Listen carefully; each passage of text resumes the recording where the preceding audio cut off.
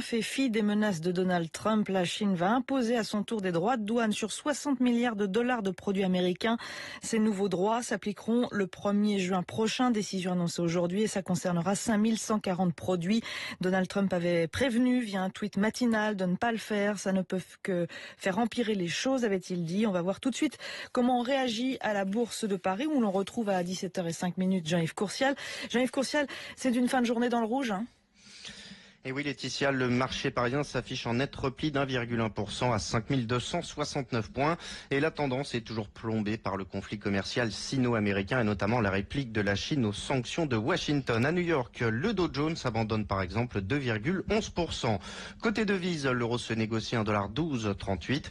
Et au niveau des valeurs, la meilleure performance de l'indice revient à Total qui gagne 0,94%. Bien orienté également ici, l'or Luxottica grimpe de 0,45%. Le groupe a signé un accord avec son principal actionnaire pour régler leurs problèmes de gouvernance. Et sinon, dans le rouge, les cycliques continuent de reculer, affectés par les tensions commerciales sino-américaines. Et ST Microelectronics perd 5,7% ou encore Valeo, moins 5,18%. Je vous rappelle le CAC 40, il abandonne 1,08%. Il redescend à 5270 points. La bourse, Jean-Yves Courcial pour France Inter. Tous les vendredis soirs sur France Inter. Ça s'appelle Full Sentimental, le plein de chansons du vendredi. Didier Varro. Double affiche, pop et rap, hip-hop et chansons. Le groupe Pépite fête la fin de sa résidence et partage la scène avec le rappeur Gringe et son flow mélancolique. Pour assister à l'enregistrement de l'émission ce mercredi, rendez-vous sur maisondelaradio.fr. Pour mon fils, ça devait être un jour d'école comme un autre. Et pour moi, un jour de bureau comme un autre. Mais on était en retard. Et dans la précipitation, je l'ai pas attaché. Quand on a eu l'accident, j'ai senti la violence du choc. Du choc de Léo contre mon siège. Les médecins disent qu'il n'y aura pas de séquelles. Mais j'ai eu si peur. Et lui aussi. Je m'en veux tellement. Attachez votre ceinture. Attachez-vous à la vie. Sécurité routière. Tous touchés, tous concernés, tous responsables. France Inter aime. Départ volontaire de Rémi DeVos, mise en scène par Christophe Rauque, du 16 au 24 mai au Théâtre du Nord à Lille. Christophe Rauque met en scène Départ volontaire, un délire judiciaire sur le monde de l'entreprise, signé Rémi DeVos, où un cadre, candidat malheureux à un plan de départ volontaire, attaque son employeur au tribunal. Un procès tragicomique porté par 5 comédiens de haut vol, Michel Escaut, Annie Mercier, David Houry, Virginie Colmin, Stanislas Stanik. Départ volontaire, au Théâtre du Nord à Lille, un spectacle France Inter. Charline Vandenacker. Oui. Vous allez apprendre des choses aujourd'hui, je le sens. Ah bah, et tous les jours, je peux vous dire. Mais alors, aujourd'hui, c'est particulier. Oui, c'est quand même. Vous savez qui c'est? Oui, c'est une amie. C'est Jamie. C'est Jamie. Jamie. Excusez-moi. Et si vous voulez connaître notre enthousiasme au fait de recevoir Jamie Gourmaud, écoutez, c'est tout de suite.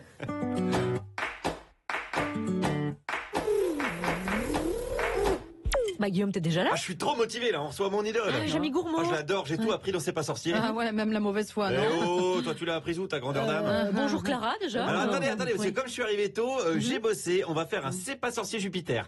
Allez Marcel, allume ton transistor.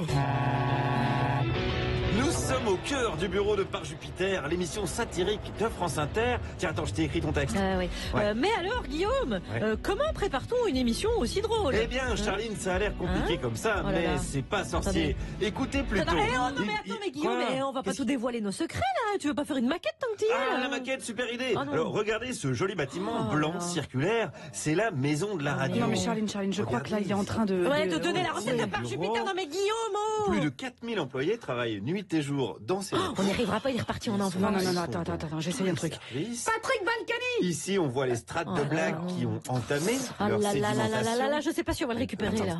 Guillaume, regarde. Oh, il y a Laurent Wauquiez qui mange un steak saignant. Allez les amis, moi je pars sur le terrain. Ah mais bonne idée, tiens. Puis n'oublie pas ton agra. Mais le Nagra, Charline, qu'est-ce que c'est? Eh bien, c'est tout simplement un enregistreur. Non mais attends, on l'enferme dans le camion là. Là, je crois qu'on n'a pas le choix. Guillaume, regarde là-dedans, tiens, regarde où il y a une belle maquette du siège de Google. Regarde. Oh, génial, super. Ah ouais, mais wow, pourquoi on m'a enfermé là? Allez Marcel, puis tu roules jusqu'où tu veux du moment que tu rentres pas avant 18h.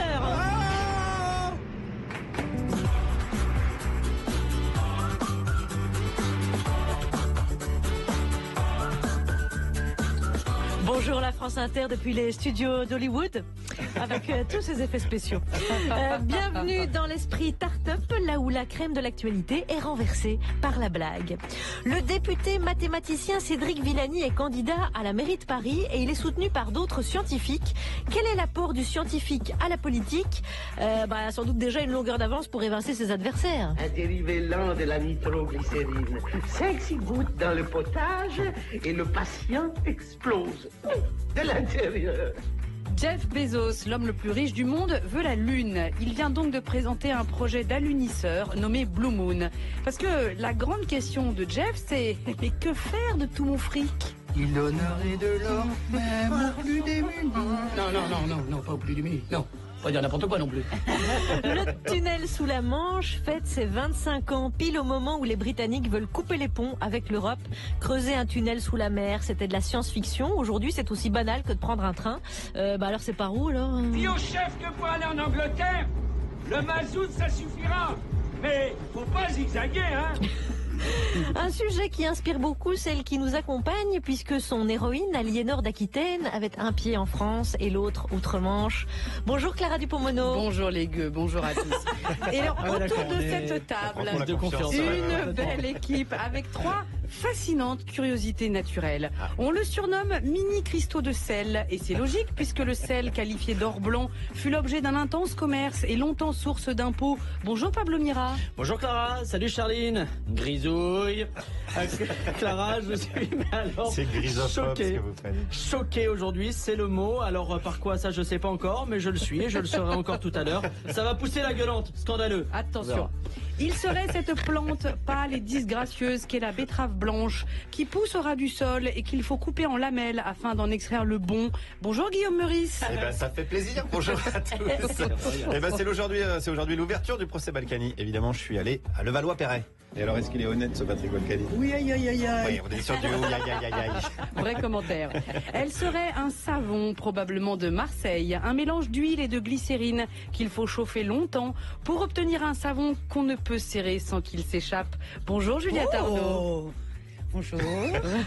On n'a pas bien compris, mais ça avait l'air beau. Si, c'est bien. Non, chauffer, serrer, non. Bien. Non, voilà, très bien. Exactement, très bien. On va parler de quoi aujourd'hui? D'un homme qu'on appelait l'écureuil. D'accord. Bien joué Clara, une présentation en hommage au livre que nous vient nous présenter notre invité, celui qui va rendre l'actualité à l'état solide. Vous êtes, je vous laisse nous le dire, vous êtes... Je suis Jamy Gourmaud. Jamy. France Inter, Charline Vanhoenacker, Alex Vizorek. Par Jupiter. Bienvenue Jamy. Bonjour à tous. On est très heureux de vous recevoir aujourd'hui pour un livre en plus paru chez Stock dans une collection qui s'intitule Passeur d'histoire et qui s'intitule Mon tour de France, des curiosités naturelles et scientifiques. Toute petite question préliminaire, après 25 ans d'images et de télévision, pourquoi en venir à l'écrit? Non, alors attendez, Charline, c'est pas comme ça qu'on pose la question. Jamy, après 25 ans d'image de la télévision, pourquoi en venir à l'écrit? Alors, je vais sortir une maquette. Imaginez une sorte de calendrier qui dure 25 ans, 19 ans précisément, 570 émissions de C'est pas sorcier, et puis ensuite des émissions pour le monde de Jamy. Tout ça sur une maquette, sur un fil du temps. Voilà. Mais ce fil du temps passe très vite et parfois pour expliquer les choses, on a besoin des mots. Pour raconter, on a besoin des mots. Quand on présente les choses avec les images, ça passe très vite. Et moi, j'avais envie de dire des choses que je n'ai pas pu dire jusqu'à présent. Oui. Notamment de faire passer un petit peu d'émotion que j'ai ressenti sur tous les sites que je décris. On va y venir. Alors, vous abordez... plein de chapitres qui à chaque fois sont inscrits dans un territoire. Il y a par exemple les petites vaches des Alpes, pourquoi la nature leur fait porter des lunettes. La vanille de l'île Bourbon, comment l'homme a dû prendre la place des abeilles. Ou au hasard la houille noire des pays miniers du Nord, comment expliquer l'extraordinaire processus de fossilisation du charbon. Clara Dupont-Mono, Oui, nous, ce qu'on se demandait, Jamy, c'est que, en regardant cette carte de France qui est la vôtre, en fait, est-ce que vous aviez comme projet d'aller à rebours, en fait, des clichés qu'on a sur une région? Parce que chaque fois, on en découvre une part complètement méconnue et assez fondamentale. On ne savait pas qu'il y avait du sel dans le sol du Jura, par exemple. Et est-ce que c'était ça votre projet? C'était pas forcément aller à rebours des clichés, c'était peut-être découvrir des choses qu'on ne savait pas forcément sur une région. Puisque dans ce bouquin, il y a ce que vous dites. Il y a effectivement des choses que l'on ne sait pas sur certaines régions. L'exemple du sel est assez révélateur, mais je parle aussi dans le sud de la France des dinosaures d'Esperanza, et donc de surprendre finalement, de parler d'une région à travers un autre prisme que celui que l'on utilise habituellement. Un prisme même fondamental, hein, on parle de la houille, des strates, du sol, de pourquoi l'océan est salé, etc. Arrêtons-nous par exemple sur le sel. C'est un chapitre, je trouve, très frappant parce que, et on va y venir, il y a une plume, il y a la plume de Jamy qu'on découvre avec bonheur. C'est vrai parce que vous êtes trempé dans le sel. Ouais. Si on est très honnête, on était très agréablement surpris de votre plume. Oui, on pensait que vous étiez nul en écrit. Non, mais... Merci, je note. Non, pas du tout. C'est vrai que quand on entend vos explications scientifiques... Vous n'êtes pas les premières à le penser, en tout cas. Non, mais on va y venir, justement. Vos explications scientifiques sont toujours tellement remarquablement transmises qu'on se dit bien, il y a une plume derrière, parce que la base, même en télévision, c'est toujours l'écrit. Mais venons avec un exemple particulier de ça, parce que vous partez du grain de sel. Ce grain de sel, il nous emmène à la fois dans les océans, dans les terres du Jura. Je me disais, comment est-ce que on a l'audace finalement d'écrire un chapitre qui part du grain de sel pour expliquer à la fois l'infiniment grand, les océans ou les terres du Jura, et l'infiniment loin aussi. Oui, et l'infiniment loin dans le temps, puisqu'on retourne au XVIIIe siècle, et puis on retourne aussi à 220 millions d'années en arrière. Finalement, quand j'ai commencé à bosser sur ce sujet, à gratter, parce que on cherche toujours des infos sur un thème, on est séduit d'abord par la physique des choses, et puis par un site aussi, puisque tout est parti quand même d'un site, le site que je décris, les Salines Royales d'Arc-et-Senans, qui est un bâtiment extraordinaire, qui est perdu au milieu de la campagne du Jura, un arc de cercle extraordinaire, construit par un personnage complètement fou, Claude Nicolas Ledoux, qui quand on arrive là, on se dit, mais quel prince vivait ici? Ça ressemble à un palais. Ben non, c'était pas un prince, c'était des ouvriers. Ce type-là était un architecte fabuleux, plein de génie, parce que l'histoire de ce bâtiment ici et pas ailleurs a vraiment un sens. Mais aussi, il voulait construire un bâtiment où l'homme travaille et vive dans de bonnes conditions. C'était un précurseur, un disciple de Thomas More, donc vraiment un précurseur, un utopiste. Et puis vous avez fait des études de lettres, Jamy, vous êtes journaliste, vous avez été journaliste, vous avez travaillé à Radio France. De lettres, j'ai un bac littéraire, j'ai fait un petit peu de droit où je n'ai absolument pas réussi, et puis ensuite une école de journalisme. Est-ce que c'est ça qui vous rend vos explications scientifiques finalement si limpides? C'est aussi ce côté littéraire, cette plume, et le côté sensoriel dont vous parliez, le côté... Oui, parce qu'il y a toujours les odeurs chez vous. Ce qu'on disait avec Charline en lisant le livre, c'est que vous êtes toujours à convoquer les sens, la vue, mais l'odeur, vous faites la différence, et pour ça on vous bénit entre la terre agricole et le sous-bois. Donc c'était l'idée aussi que le savoir est une affaire de sens, et pas que de neurones en fait. D'observation, de ressenti. Moi, chaque fois que j'arrive quelque part, souvent je convoque mes sens. Je suis là en train de me dire qu'est-ce que je ressens au niveau du toucher, au niveau de la chaleur, du froid, des odeurs, de l'humidité. Tout ça, c'est vachement important pour connaître un site et ensuite pour pouvoir le raconter. Là, quand vous êtes rentré dans le... Au début, quand vous avez parlé de sens et vous avez parlé d'odorat, je n'ai pas compris l'allusion. Pour tout vous dire, on est entré dans le studio. Et on cherche l'animal mort qui se trouve dans le studio actuellement. Si François-Régis Gaudry a enregistré, on va déguster spécial camembert. Je ne sais pas qui était avant nous dans le studio, mais il y a un truc olfactif. C'est vrai, il y a une carcasse. C'est un petit peu la vie de Radio France. Après, c'est vos impôts aussi. Vous êtes tous actionnaires. Jamy Gourmaud avec nous jusqu'à 18h. Son livre s'intitule Mon tour de France, des curiosités naturelles et scientifiques, paru chez Stock. Tout le monde y trouvera sa région, et notamment, par exemple, le mystérieux radome breton. Comment la télé en direct a franchi les océans.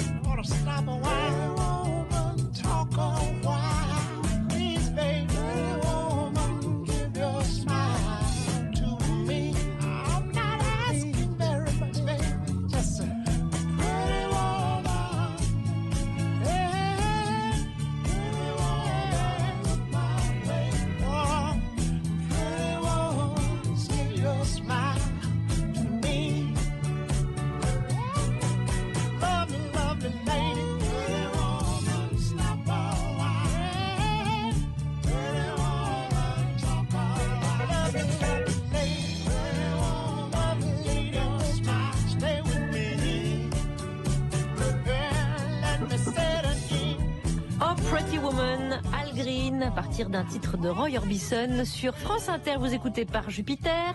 C'est Jamy Gourmaud qui nous accompagne, le Jamy. Et d'ailleurs, il est 17h22 à Fontenay-le-Comte en Vendée. Ah, c'est là où vous êtes né. Exactement. Oui. Ouais. Pour entourer Jamy, Pablo Mira, Guillaume Meurice dit la betterave dans le milieu du grand banditisme et Juliette Arnaud. Et dans le milieu journalistique, on dit breaking news. Yeah. Est-ce que j'ai l'air de me sentir mal? Quand on n'a rien à se reprocher, on se sent bien. Le journal de presque 17h17. Patrick is back. Et on commence avec les titres.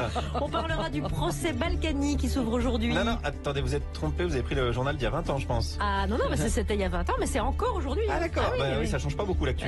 On parlera aussi de Daniel Cohn-Bendit. Non, vous avez pris le journal d'il y a 50 ans, là, j'ai l'impression. Ah non, mais ça n'a pas changé non plus, en fait, il est encore là. Ah mais ça change pas du tout, en fait. Et donc il y aura des brèves, comme depuis des années, ça change pas. Non, ça c'est fini les brèves. Ah bon, c'est fini? Ah, mais qu'est-ce que vous êtes ringard? M'engueulez pas comme ça, je suis pas au courant. Et on commence avec la phrase que vous avez tous le plus entendue dans votre vie. Oui, attention. Patrick et Isabelle Balkany sont au tribunal aujourd'hui. Oui, elle est classée phrase numéro 1, la plus entendue juste avant. Nathalie Loiseau a encore dit une connerie. C'est vrai. C'est donc le début du procès des Balkany. Alors attention, ils sont jugés. Pourquoi? Pour les mariages suspects à Levallois-Perret. Non. Les emplois fictifs à la mairie. Non plus. Pour les abus de biens sociaux. Non, on s'approche. Fraude fiscale et blanchiment. C'est oui, Charline, c'est oui, vous gagnez un slip dédicacé d'Éric Dupond-Moretti. Ah, chance. Voilà, attendez, parce que j'ai un autre jeu, vrai ou faux. Le Rassemblement National est accusé d'intelligence. Faux. Intelligence et Rassemblement National, ça va pas ensemble, c'était facile. Non, attendez, parce que j'avais pas fini. Accusé d'intelligence avec une puissance étrangère. Alors là, c'est pas simple, parce que je crois que Le Pen déteste autant l'intelligence que les étrangers. Et pourtant, c'est vrai, ils sont accusés d'avoir touché de l'argent des États-Unis. Aidés par les Russes, financés par les États-Unis, la xénophobie, c'était mieux avant. Politique encore, ce soir sur LCI, c'est la grande confrontation Éric Zemmour, Daniel Cohn-Bendit, ça donne envie, hein? Ouais, ça donne envie de se crever les yeux et les tympans avec un flashball. International à présent, et cette polémique à propos des touristes otages au Bénin. Jean-Yves Le Drian a parlé de zone rouge alors que la région n'est pas classée comme telle. Oui, et Christophe Castaner a déclaré, c'est la faute aux gilets jaunes, remets-moi une fuse. C'est vrai. Voilà. Média à présent. Oui, les restrictions budgétaires se poursuivent dans le groupe Bolloré. À partir d'aujourd'hui, il n'y aura plus de coiffeurs pour s'occuper des présentateurs de CNews. C'est un comble pour des peignes-culs.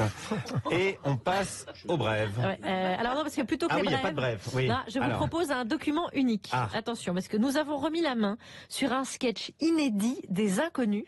C'est un sketch dont on vous laisse découvrir le thème. Hein. Pour le concours, ce qui arrive le plus dur aussi, c'est la longueur de la baguette et le poids de la baguette. Parce que la baguette, c'est 50 cm de long et 250 grammes cuite. Donc on connaît le poids cru, mais on connaît pas forcément le poids cuit à la fin, quoi. Ça fait 1 mois et demi qu'on s'entraîne tous les jours à fond sur la longueur, sur le poids, et là je suis à 250 grammes cuite. Alors attendez, c'est pas un sketch en fait, Charline, c'est le favori pour le concours de la meilleure baguette de France. Ah bah non, vous rigolez, quoi. J'ai reconnu Bernard Campan, là, écoutez. Le plus gros stress, ça va être la météo. L'humidité, on est en extérieur, on est sous chapiteau, on maîtrise pas du tout la météo forcément, heureusement d'ailleurs. Un temps humide, il va falloir baisser les hydratations de pâtes. Un temps plus chaud, il va falloir réduire en levure. Excellent. Mais non, Charlie, c'est un reportage en fait de Sandrine Houdin, diffusé ce matin dans le 5-7 sur notre antenne. En fait, vous êtes sûr? Parce que bon, quand même. Ouais, je joue sur l'alvéolage de la mie, donc une belle mie alvéolée régulière, sur une mie un peu crème, pas blanche, sur le croustillant de la croûte. Mais bon, ce qui est déterminant sur le croustillant, c'est, on en revient toujours au même, c'est la météo, quoi. Une météo humide, le croustillant sera beaucoup moins important, quoi. Ah bah d'accord, oui, ok. Donc le concours de la meilleure baguette, c'est comme le tour du monde à la voile, quoi. C'est toujours sur la météo. C'est ça. 17h25 sur France Inter, vous voilà bien informés. Et c'est sur cette base solide, telle une belle sédimentation, que nous allons aborder ce premier sujet avec Jamy qui nous accompagne. Le monde scientifique et académique a choisi son candidat pour Paris, semble-t-il. Le député LREM et mathématicien Cédric Villani est soutenu par plusieurs pointures du monde des lettres et des sciences sociales. Que peut apporter un scientifique à la politique de la cité? Bon, la même chose qu'en soirée, je dirais, à peu près. L'erreur qu'on fait trop souvent, c'est qu'on considère que la vie est un phénomène local et c'est le miracle de la vie, ces conditions propices exceptionnelles qu'on fait entre les mouvements de marée, la bonne distance du soleil, l'eau liquide. La vie s'est développée sur Terre. Alors que si on prend le Big Bang et pas un point comme ça qui est séparé, mais si on prend un satellite comme le satellite Planck qui observe le rayonnement diffus astronomique, on est entouré par le Big Bang. C'est la plus grande distance. Où qu'on regarde, on est entouré. Du coup, on a très rapidement la sensation d'être dans un œuf. Et du coup, pourquoi pas, en extrapolant cette idée que l'univers est un œuf, considérer que c'est en elle-même une machine à fabriquer de la vie. Ouais, c'est Victoria, le film de Justine Triet avec Virginie Efira, passionnée par son date. Alors, Cédric Villani est soutenu, entre autres, par l'historien Benjamin Stora, le démographe Hervé Lebras ou l'éditrice Odile Jacob. Tout cela nous est expliqué dans un article publié sur le Huffington Post, qui dit qu'il y a beaucoup aussi de gens du monde scientifique en général qui soutiennent la candidature de Cédric Villani à la mairie de Paris. C'est quand même une médaille Fields, l'équivalent du Nobel de mathématiques. Et on se demandait ceci, Jamie Gourmaud, que peut apporter un scientifique, d'après vous, à la politique, au-delà du simple conseiller, mais le scientifique dans les actions, dans la cité? Est-ce que vous y croyez, vous, à ça? Moi, j'y crois, oui. L'esprit critique. Ah oui. Ça, c'est super important. L'esprit critique pour éviter de se faire aspirer par les préjugés. Et je crois qu'en ce moment, c'est assez utile. Voilà. Donc, a priori, en quelques mots, là, voilà ce que je pense de la place du scientifique. Mais c'est étonnant quand même qu'on s'étonne presque qu'un scientifique puisse devenir un représentant des citoyens, parce que ça montre un petit peu quand même ce que l'on pense globalement de la science par rapport au reste de la cité, comme si un scientifique ne pouvait pas, comme si c'était quelque chose, une sorte de zébulon qui était à côté du monde. Or, non, mais c'est les démarches qui sont différentes. La science fait vraiment partie de notre... Oui, mais d'un côté vous avez l'idéologie et de l'autre on peut dire que vous avez la rigueur et l'exactitude des faits où l'opinion n'entrerait pas en jeu. Complètement. On peut les voir comme opposés, quand même, les deux. Mais la question qui m'était posée, c'était sur ce qu'un scientifique pouvait apporter à la mais cité. si vous commencez à répondre aux questions, on n'est pas sorti. Attendez, il y avait un a priori très positif dans la question. Souvent, je mets la réponse dedans, mais là, et pour une fois, ça s'est pas entendu. C'est ça qui est génial. Non, il y a aussi le fait que le monde politique aujourd'hui renvoie une image qui n'est pas qu'une image, qui est malheureusement ce qui arrive, ce qui semble diamétralement opposé au monde scientifique, c'est-à-dire d'aller chercher le chaland, d'aller dans la communication, etc. Ça paraît tellement loin de la rigueur, de la recherche qui est toujours tournée vers autrui réellement. Et donc, finalement, Cédric Villani, est-ce qu'il s'en sort pas mal dans ce bourbier? Il faut être armé comme scientifique pour attaquer ce domaine-là. Moi, je trouve qu'il s'en sort pas mal du tout. M'est arrivé de le croiser, d'échanger avec lui. Il y a chez ce scientifique, chez cet homme, chez ce citoyen, il me semble beaucoup de sincérité. Donc voilà, je trouve qu'il s'en sort plutôt pas mal. Oui, puis après, c'est vrai que Clémenceau était médecin. Il y en a plusieurs. Che Guevara était médecin. Claude Allègre. Alors, ça lui a moins bien réussi. Ça lui a moins bien réussi. Il était géochimiste. Ça lui a moins bien réussi. Mais c'est l'idée que la science, c'est un équipement, en fait, un équipement moral, en fait. C'est ça que vous voulez dire? Complètement. Oui. Enfin, pas que moral. C'est un équipement qui, justement, pas moral. Justement, un équipement qui permet d'appréhender les choses de manière beaucoup plus rationnelle et empirique, quoi. Exactement, rationnelle. Voilà, et c'est cette rationalité qui nous permet d'éviter de nous faire piéger par beaucoup de préjugés. Eh bien, on a enregistré votre soutien également, donc pour... Oh, le piège. Eh ben voilà, c'est fait. On plaisante, bien sûr. Jamie Gourmaud est avec nous pour son livre Mon Tour de France des curiosités naturelles et scientifiques, paru chez Stock. Et il est 17h30, l'heure de passer la parole au plus écolo d'entre nous, puisqu'il a décidé d'utiliser moins d'eau pour la planète. Et ça se sent. Ça se sent même très fort. C'était donc ça dans ce studio. C'est vous, Pablo Mira. Pablo, mon petit brûleur de sinus, comme on pourrait dire. Vous nous parlez aujourd'hui de biodiversité. Oui, ma louloute. Visiblement, on serait au bord d'une nouvelle extinction de masse. Alors, ça a l'air d'être un événement majeur, dit comme ça. Mais je rappelle qu'une extinction de masse, c'est un phénomène que l'on frôle à chaque fois que Gérard Larcher commande quelque chose au restaurant. Donc, rien de méchant. Selon un rapport d'experts de l'ONU, écoutez bien, 1 million d'espèces animales et végétales seraient menacées de disparition d'ici quelques dizaines d'années. Ouh là là, mon Dieu, ça fait peur.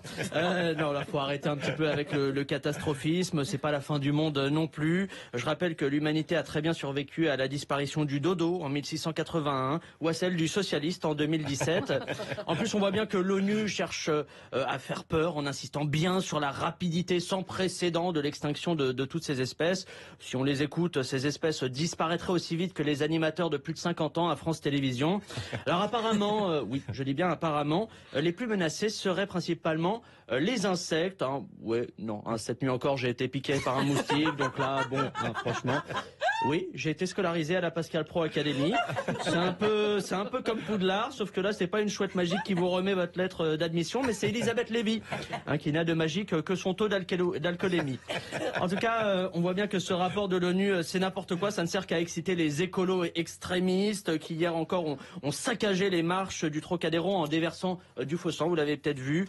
Personnellement, moi, je ne suis pas surpris. Cette peste verte utilise toujours la même ficelle, la peur. Aujourd'hui, c'est du faux sang. Hier, c'était les moustaches de Noël ma mère. Des écolos de... S'il vous plaît. Des écolos de plus en plus radicaux et cinglés, il faut bien le dire. Alors maintenant, c'est nouveau, j'ai découvert ça ce matin, écoutez bien. Il y en a même qui s'éclairent à la bougie. À la bougie, Charline, hein, comme au Moyen-Âge ou dans certains immeubles de Marseille. Et il y en a d'autres qui vont encore plus loin. Écoutez bien, ils se font stériliser. Oui, ils se font stériliser. Ces ayatollahs du yuzu considèrent la naissance d'un enfant comme une mauvaise nouvelle. C'est quand même fou d'être aussi radical que des parents qui en sont déjà à leur 3e enfant. Et le pire, c'est que c'est en train de contaminer tout le monde. Tout le monde, ce délire. Même ma femme s'y met. Moi, je vous le dis, un 3e enfant, mais elle... Ben, c'est pas la folie, hein, tout ça parce que les écolos lui ont monté le bourrichon. Pablo, tu sais bien que c'est à cause de Guillaume Maurice. Elle est dingue de lui et de ses chroniques de gauchistes, là. Mais qu'est-ce qu'elle peut bien les trouver à ce face, mon nom de Dieu? Il a rien pour lui. Il a les cheveux de Laurent Wauquiez, le visage du père Castor. Et en plus, avec son régime vegan, il est tout carencé. Il va même pas tenir 15 secondes au plumard. Je le vais. Alors qu'elle était, tout à fait normale avant. Alors bien sûr que c'est triste cette extinction de masse, mais c'est comme ça. C'est comme ça, il faut se faire à l'idée que des animaux disparaissent, c'est tout. Bientôt il n'y aura plus d'ours, plus de lions. Le nouveau roi de la jungle, ce sera la truite, et c'est pas grave. Et de toute façon, c'est inévitable, d'autant plus que la destruction de leur habitat, qui est la première cause de leur disparition, eh ben c'est un mal nécessaire, car si on détruit pas leur habitat terrestre, par exemple, eh ben vous pouvez faire une croix sur votre table basse achetée chez Habitat, et après on fait comment pour poser les pieds, hein, quand on est sur le canapé, hein, où est-ce qu'on le pose, le ramequin d'olive pendant l'apéro, hein, viande des grisons, burrata, tout ça, hein, par terre, et puis on finit par vivre comme les Indiens Shipibo, c'est ça, et puis on se met des 45 tours dans la lèvre, des 45 tours des Daft Punk. Non, soyons sérieux 2 minutes. Soyons aussi un peu optimistes, cette extinction massive n'arrivera peut-être jamais, parce qu'on oublie vite qu'on a la chance d'avoir un président qui se bat comme un diable pour l'écologie, car il l'a dit, Macron, souvenez-vous, hein, il l'a dit en revisitant la formule de Donald Trump, il a dit qu'il allait « make our planet great again » et « grab Mother Nature par le pussy ». D'ailleurs, il y a déjà des solutions pour éviter cette 6e extinction de masse, figurez-vous. Moi, j'ai récupéré, je vous le dis, un rapport d'experts qui répond à cette question qu'on va découvrir ensemble. Alors, première mesure, je regarde, arrêtez de manger de la viande. Alors comment faire pour que les animaux survivent plus longtemps? Eh bien le drame, c'est que personne n'a de réponse pour l'instant, ou de scotch pour recoller la réponse que j'ai déchirée à l'instant. Pour conclure, si ces chiffres de l'ONU sont vrais, alors moi je ne sais pas ce qui est le plus inquiétant, très franchement, que l'humanité soit bien en train de détruire toute la biodiversité, ou qu'en tuant l'homme à petit feu avec ses produits, eh bien Monsanto soit par conséquent la première entreprise écolo au monde. Allez, salut. Merci Pablo Mira, dont c'était l'édito. Il a travaillé à la Pascal Pro Academy et voilà un merveilleux résultat. Vous écoutez France Inter. Le soir déplie ses voiles sombres, enveloppe les toits. Les trottoirs et les bois, et là dans la pénombre, personne ne nous voit. Infidèle égaré sur les pavés.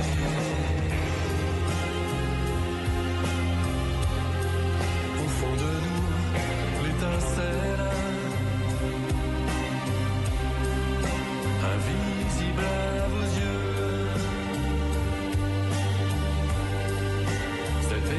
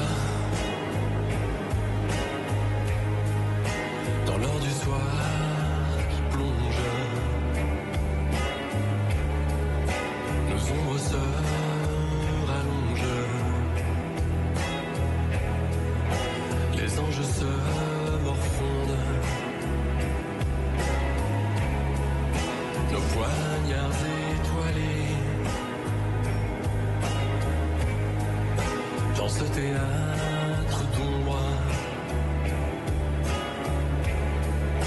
Griffe sur le pavé, des cœurs givrés.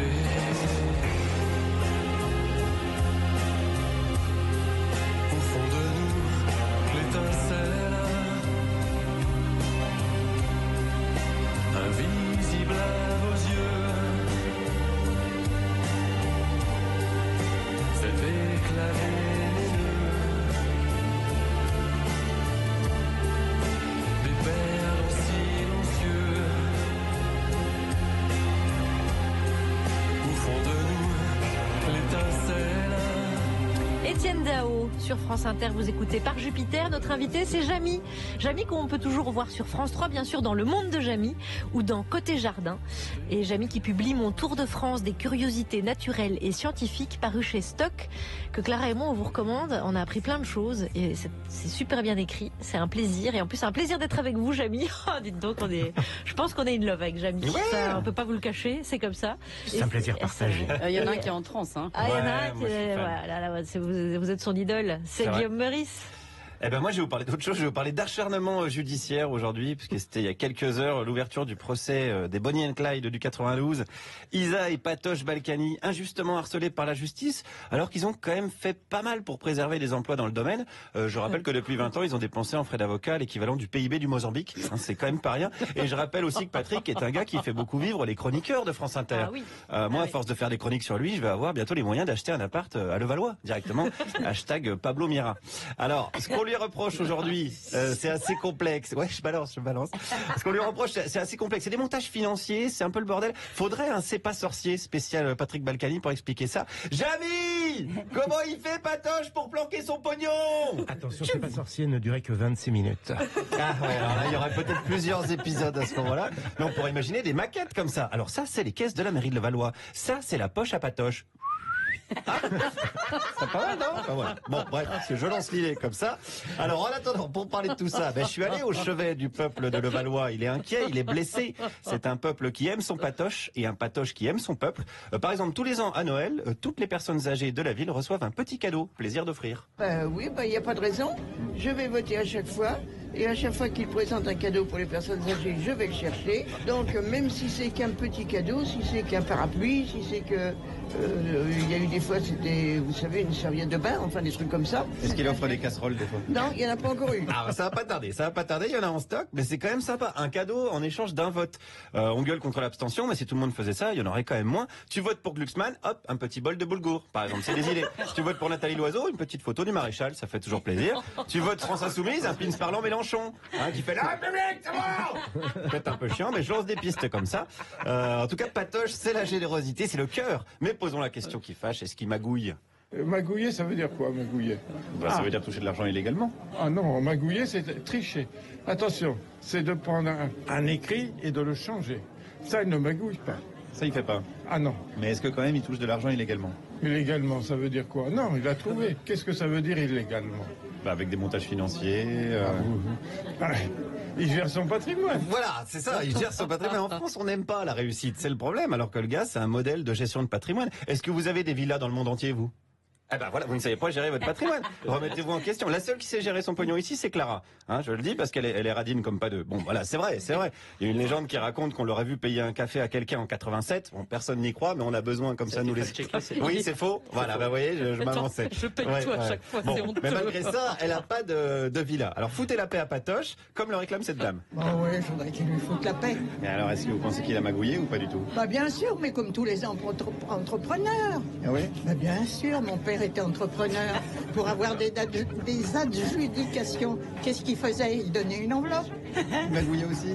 Bien sûr. Mais c'est une tradition locale en fait. Pas absolument, mais ça fait partie du jeu. Oui, mais c'est comme ça, enfin. Ne pas respecter les règles du jeu, ça fait partie du jeu. Si vous jouez au Monopoly avec Patoche, vous allez vite comprendre. Hein. Tous les tours, il pioche dans caisse de communauté. Il a raison, c'est malin, c'est Patoche. D'ailleurs, il va s'en sortir, hein, n'est-ce pas madame? J'aimerais bien qu'il s'en sorte. Il n'a plus qu'à distribuer les 3 enveloppes et ça devrait bien se passer. Bien sûr, moi je trouve qu'il lui foute la paix, qu'il lui laisse ses sous. Moi, je suis ravie que les gens touchent de l'argent. Après tout, oui, s'il est heureux comme ça. Eh bien sûr. Vous êtes pour la magouille décomplexée. Absolument. Oh, mais ça fait du bien. Ah, mais ça me décomplexe. Moi, j'étais mal parce que à midi à la cantine, j'ai repris les frites alors que j'avais déjà payé. Ben, j'avais plus rien à foutre. Patoche, il aurait déjà défiscalisé la mayonnaise dans le plus grand des calmes. Ah, je me sens mieux. Hein, parce que là, bon, le gars, il est au-dessus. Faut le dire, c'est un génie. Hein. Effectivement, M. Balkany et son épouse ont eu une très grande intelligence dans leurs affaires d'une certaine façon. Qu'est-ce que vous appelez une intelligence dans les affaires? Dans les détournements financiers qu'il a pu faire sous... effectivement, il y a une forme d'intelligence. Il faut être intelligent pour faire un montage financier aussi complexe. Absolument. Et puis connaître par quel type de procédure on peut détourner pendant un temps le fisc, l'opinion, tout ça, bien sûr. Il y a une science. Il y a une science, hein, Jamil. Il y a des années de travail derrière. C'est facile, vous payez vos impôts. Alors vous êtes tranquille. Mais pendant que vous glandez, Patoche, il est sur Excel à faire des tableurs croisés. C'est le Michel-Ange du détournement de fonds. Voilà. On ne naît pas escroc, on le devient. Hein, comme le disait si bien le poète Claude Guéant. Alors, est-ce qu'on devrait davantage mettre en valeur peut-être cette intelligence? Vous trouvez qu'on aurait dû peut-être plus mettre en valeur cette intelligence? Oui. Mais il devrait peut-être ouvrir une école, alors Patrick Balkany. Là, je pense que l'école, elle existe, mais elle est souterraine. Il y a beaucoup de gens qui utilisaient ces pratiques encore. Voilà. Une école de la défiscalisation. Absolument. Voilà, il faudrait une vraie formation officielle avec des cours dans l'amphi Bernard Tapie, par exemple, des masterclass par Cahuzac. Hein, c'est le problème en France, on ne sait pas valoriser nos savoir-faire. Allez, courage Patoche, et courage à Isabelle aussi, qui a des petits problèmes de santé, en attendant les cellules de la prison du même nom. Merci, Guillaume Meurice. Oh, vous étiez, c'est un terrain de jeu, le Valois. Ah bah ouais, c'est votre terrain de jeu, vous êtes connu comme le loup blanc en plus. J'espère qu'ils vont pas être condamnés trop quoi. Il y a le procès dure un mois, ou même plus, c'est vrai, donc ça, on a le temps. Allez, il est 17h44 sur France Inter. Jamy nous accompagne, Jamy Gourmaud, et on va aborder ce deuxième sujet qui est un petit peu le plat principal de cette émission avec Clara Dupont-Moreau. Eh bien oui, parce qu'avant, on avait des milliardaires philanthropes qui utilisaient leur argent pour vaincre les maladies du tiers-monde, par exemple, ou pour financer des écoles. Ça, c'était avant. Parce que maintenant, on a Jeff Bezos. Il a finalisé son dernier hochet, qui est un alunisseur baptisé Blue Moon. Et alors, il faut que vous sachiez, Jamy, mais ce joujou rutilant pèse 15 tonnes et dès 2024, il pourrait se poser sur la Lune pour la conquérir. Bezos entre en compète pour décrocher un contrat avec la NASA et rentabiliser un espace encore vide. Ça s'appelle un état d'esprit. Savoir donner sans reprendre, ne rien faire qu'apprendre, apprendre à aimer, aimer sans attendre, aimer à tout prendre. Flo Pagny. Ah, Florent Pagny, une vraie leçon de vie. Alors, on est assez loin des Bill Gates, des Pierre Omidyar, des Michael Bloomberg, à un moment qui a aussi un peu fait, en fait, des multimilliardaires qui ont accepté à un moment de redistribuer un peu leur argent au profit des autres. Est-ce que ça vous pince pas le cœur d'imaginer tout ce qu'on aurait pu faire pour la planète, vous qui l'aimez tant, avec un tout petit peu d'argent de Jeff Bezos? Alors, effectivement, avec la fortune qu'il a, on pourrait faire beaucoup de choses. Heureusement, il y a d'autres milliardaires, vous les avez cités, qui organisent des fonds pour venir en aide aux plus démunis, à l'éducation, aux mal logés, etc. D'ailleurs, ce qui est très drôle, c'est que Jeff Bezos, je crois, a créé un fonds il n'y a pas très longtemps dans lequel il a investi 2 milliards de dollars, un petit peu pour se racheter. Voilà. Ce qu'il faudrait pas surtout... Les fondations, il y a aussi un peu des niches fiscales. Hein. Je raccourcis, mais c'est un peu l'idée quand même aussi. Hein. Ce qu'il faudrait, oui, mais ce qu'il faudrait pas surtout, c'est que le comportement de Jeff Bezos avec ses salariés qui dérange beaucoup de monde. Patron d'Amazon, que ce comportement soit instrumentalisé par ceux qui n'ont pas envie de la conquête spatiale. Il y a vraiment deux choses dans ce débat. Il y a le personnage, Jeff Bezos, et puis il y a la conquête spatiale. Il y a ce que l'on va faire de la Lune. En 2024, il n'y a plus de station spatiale internationale. Il va falloir que l'on poursuive tous les travaux qui ont été engagés, toutes les découvertes qu'il nous reste à faire avec l'espace. Et pour ça, il va sûrement falloir retourner sur la Lune. Alors, que vont devenir, parce que l'entreprise de Jeff Bezos fait bosser, je crois, 2000 salariés, voilà, 2000 personnes. Il est un peu évident que tout ce qu'ils ont fait va être utilisé par la NASA pour poursuivre leurs travaux, pour grimper sur la Lune. Voilà. Mais je crois qu'il faut vraiment distinguer les deux choses. Il y a d'une part le personnage et d'autre part la conquête spatiale. Et il y a, pendant que vous parlez, il y a un petit amas de pierre qui flotte au-dessus de nous, qui est un astéroïde du numéro 23 877 qui porte votre nom. L'astéroïde Gourmaud. Voilà. Et alors, je vous rassure tout de suite, il ne porte que mon nom, il ne m'appartient pas. je n'ai pas de villa sur cet astéroïde. Voilà. Je ne peux pas vous y inviter. Mais il porte votre nom, c'est marrant. Alors, rappelons qu'en matière d'engin spatial, Jeff Bezos est soupçonné d'avoir envoyé aussi une photo de son engin à une femme qui n'était pas sa femme. Et donc, en matière de prouesse scientifique, il va déjà devoir raquer le divorce le plus cher de la planète. Et ça, j'avais envie de le rappeler. Parce que bon, voilà, c'est Jeff Bezos, quoi. Il y a un moment, ça équilibre. Jamy, à côté de vous, le conseil littérature de Juliette Arnaud. Et avec un livre qui s'appelle Fouquet ou Le soleil offusqué. Double titre et même triple avec un titre à ma sauce. L'histoire d'un type, Fouquet donc, qui, comme on dit à Marseille, avait trop pris la confiance, qui avait oublié un principe politique de base. Le temps change vite en montagne. Donc cet homme, c'est Fouquet, et l'histoire, elle est éclairée par un type un peu oublié de nos jours, Paul Morand, et on va pouvoir, avec ce livre, en profiter pour se repaître de ce qu'il eut de mieux, Paul Morand, c'est-à-dire son style. Un exemple de son style, Fouquet vit dans un petit monde où tous se haïssent, la cour est un inextricable marché de mauvais et de bons procédés, Paris est ce qu'il sera toujours, une ville où tout le monde a envie de tuer tout le monde. Bienvenue en France, au milieu du XVIIe siècle.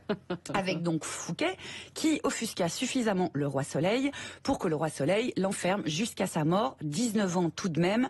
Oui, le roi Soleil avait le ressentiment massif, Staline aussi, entre autres, c'est un truc d'absolutiste. Offusqué, le roi, mais pourquoi? C'est que Fouquet, surintendant des finances, jusqu'en 1661, date de son arrestation, était plus connu en 1661 que le Soleil lui-même. Il s'occupait des finances, ça aide, d'autant qu'à l'époque on était assez souple sur la corruption, on était plus du côté de Levallois que du côté de la Suède, et puis c'était un immense mécène d'artistes, d'artisans, et c'était le maître d'œuvre de Vaux-le-Vicomte qui enterre dans la famille des châteaux Versailles. C'est pas moi qui le dis, c'est ma mère, donc c'est la vérité. Paul Morand donc en 1961 écrit ce livre, c'est-à-dire exactement 3 siècles après l'enfermement de Fouquet, et il s'interroge sur le relatif oubli de Fouquet au XXe siècle. Et il met le doigt sur une des clés. Il écrit « Fouquet avait un charme incomparable et un charme incomparable ne survit pas au cimetière. » Alors il s'emploie à lui redonner vie à l'écureuil. Oui, c'était l'animal totem que s'était choisi Fouquet. Alors là, ça me fait assez peur parce qu'il y a un côté intuition de type Cassandre. Une des raisons de l'enfermement de Fouquet, elle tient là. Il était monté trop vite et trop haut. Oui, mais voilà, c'est la nature de l'écureuil de monter vite et haut. Peut-être aurait-il opté pour un autre animal, le gnou par exemple, ou le tabouret 3 pieds, je propose. L'écureuil, si finot, si vif soit-il, a loupé un truc majeur, que le jeune roi de 23 ans, tout soleil qu'il se prépare à devenir, n'a pas du tout digéré la fronde, et qu'il veut avant toute chose faire plier les grands seigneurs, tous, jusqu'à la garde, la nuque docile et la jugulaire à portée de lame. Et Fouquet, même s'il l'a aidé pendant la fronde, brille effrontément, certain de sa chance, sûr de la reconnaissance du roi. Je cite encore Paul Morand, il n'avait pas deviné la mutation de l'axe français de Paris à Versailles, l'extraordinaire déplacement d'équilibre dont il sera brusquement la victime. En effet, ce fut net et sans bavure. Mazarin meurt. On est triste 2 minutes, tous les ministres se tournent vers le roi en lui disant « Dites, c'est pas tout ça, mais à qui on s'adresse maintenant que Lorita l'a trépassé ?» Sous-texte « Fouquet, Colbert, moi ?» Et le roi de répondre tout droit en 2 mots « À moi ». C'était une première en France, on dirait la 5e République avant l'heure. Fouquet se dit que ça va aller quand même, il a tort, Louis XIV lui envoie le castaner de l'époque, D'Artagnan, qui est tellement effrayé de lui mettre les menottes à l'écureuil qu'il oblige le roi à lui faire un papier tout à fait officiel avec son sceau. Et ensuite, qu'est-ce qui se passe? Ensuite, il lui prend tout. Sa liberté, ses amis, ses protégés, ses artistes, ses 13 000 livres. Oui, il a été jusqu'à lui prendre tous ses bouquins. Et finalement, sa postérité. Que lui rend Paul Morand ici, brillamment? Bah ouais, qui de mieux qu'un écrivain diplomate lui-même banni en Suisse par De Gaulle pour ses accointances vichistes, pour se pencher sur un autre exilé, Fouquet, pour célébrer son charme incomparable et pour ses amis, comme La Fontaine et Madame de Sévigné, fidèles jusqu'à la fin malgré la vindicte royale, les écrivains qui, eux, ne mésestiment jamais le charme. Merci, bisous, merci. Juliette Arnaud, rappelez-nous, c'est paru en poche, en folio. Oui, ça coûte donc relativement peu cher, c'est écrit par Paul Morand et ça s'appelle Fouquet ou Le soleil offusqué. Jamy, vous étiez à fond, l'étudiant en littérature que vous avez été ressurgi. Non, vous parliez des jardins tout à l'heure, j'ai fait une émission émission sur Vaux-le-Vicomte, et donc dans Côté Jardin sur France 3. Un petit peu renseigné sur le personnage, et je crois qu'il a été, c'est complètement dingue, parce qu'il fait construire ce château, il réunit les plus grands architectes, les plus grands paysagistes de l'époque, et donc il organise une fête gigantesque. La fête de trop, Édith Préto. Voilà, il organise une fête, le roi est présent, et donc ce jour-là, Fouquet est un roi, c'est Fouquet le roi.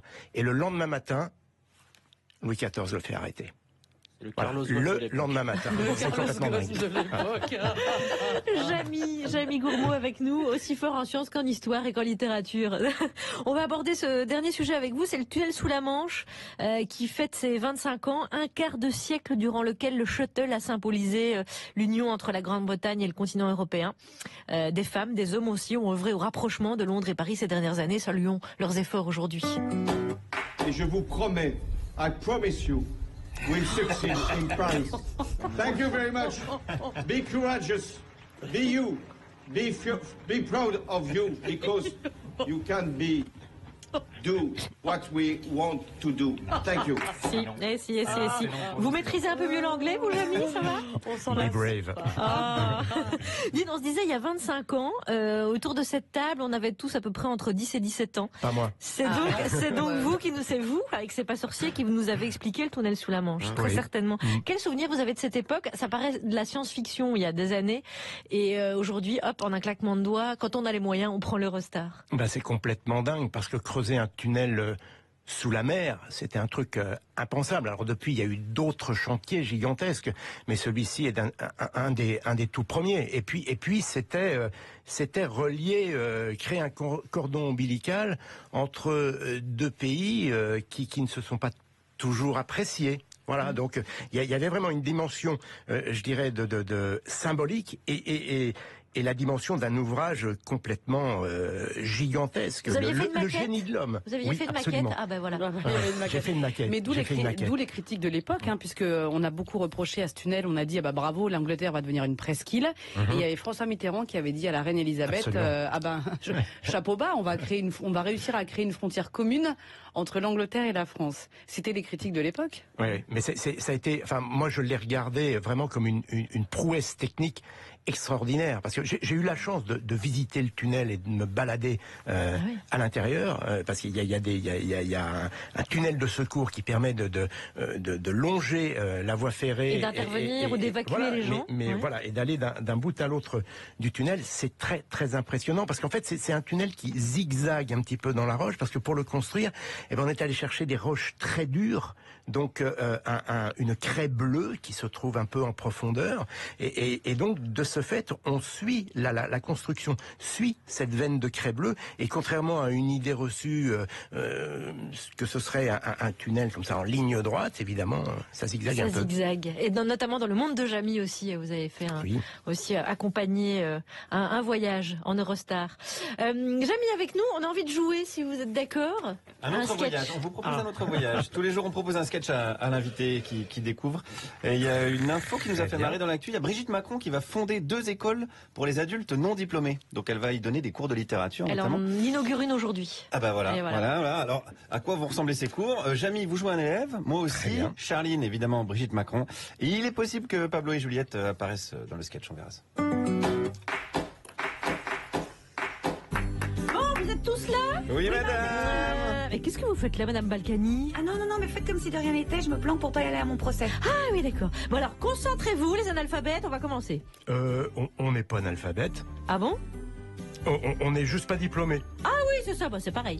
Alors d'ailleurs, c'est pour ça qu'avec moi, vous allez étudier la littérature. Ah, ça me rassure. Quand je vous ai vu, j'ai cru qu'on allait parler de la monarchie. Ah oui, merci, parce que ce matin j'ai hésité, mais j'ai remis un vieux tailleur Vuitton, c'est la collection de l'année dernière. Moi je vous trouve rayonnante, madame. Oh, vil flatteur. Bon allez, comment vous expliquer la littérature avec des mots simples? Alors pour résumer, la littérature c'est l'ensemble des livres.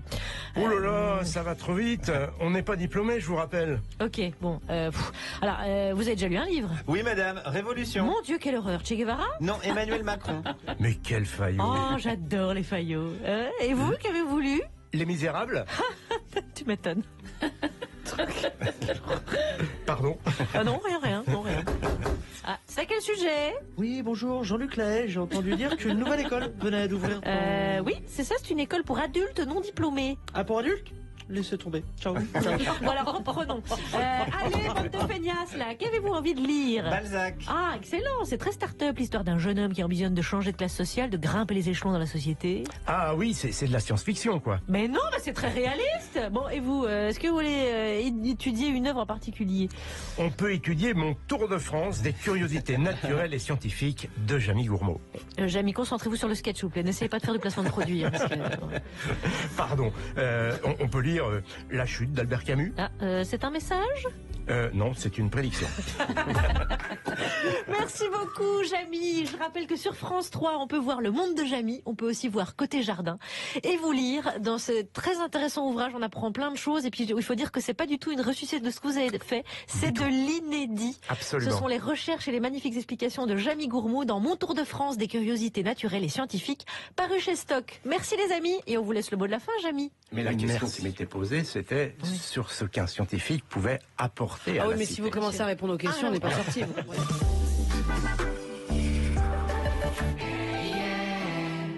En tant que chef d'entreprise, j'attends d'une mutuelle qu'elle s'adapte aux besoins de mes salariés. Tout simplement. Aesio, c'est un nouveau groupe mutualiste qui met à la disposition des entreprises des experts en protection sociale pour toujours mieux les accompagner. Car c'est en écoutant les entreprises et leurs salariés que nous trouverons ensemble des solutions qui leur permettront de vivre mieux. Aesio, décidons ensemble de vivre mieux. Groupe Aesio, 25 place de la Madeleine, Paris 8e. Plus d'informations sur aesio.fr. Monsieur, c'est un appel de l'Agence nationale pour les chèques vacances. Ah oui. Bonjour monsieur. Bonjour madame. Accepteriez-vous de figurer dans une publicité pour les chèques vacances? Moi? Mais pourquoi moi? Parce que vous êtes dirigeant d'une entreprise de moins de 50 salariés et que vous pouvez proposer des chèques vacances à vos salariés tout en bénéficiant d'avantages sociaux et fiscaux. Mais c'est génial ça. Et pour la pub, faut faire quoi? C'est déjà fait. Les chèques vacances sont accessibles pour les entreprises de moins de 50 salariés et aussi pour les dirigeants non salariés. Commandez-les sur ancv.com.